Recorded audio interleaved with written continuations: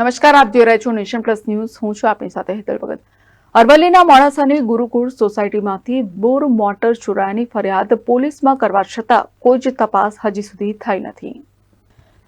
મોડાસા શહેરની ગુરુકુળ અને તપોવન સોસાયટીના રહેણાંક મકાનના બોરની મોટરના કેબલોને ચોરી કરી શખ્સો ફરાર થઈ જતા હોવાની ફરિયાદો ઉઠવા પામી છે. ફરિયાદીએ મોડાસા ટાઉન પોલીસમાં ચોરીની ઘટના અંગે જાણવા જોગ ફરિયાદ કરી હોવા છતાં પોલીસ દ્વારા તપાસ કરવામાં ના આવતી હોવાના આક્ષેપો ઉઠ્યા છે. ત્યારે ગુરુકુળ સોસાયટીમાં રહેતા અને પોલીસમાં ફરજ બજાવતા અતુલભાઈના મકાનના બોર્ડનું કેબલ ચોરનાર બે શખ્સ સીસીટીવીમાં કેદ થયા છે. જે ઘટના સીસીટીવી ફૂટેજમાં સામે આવી હતી.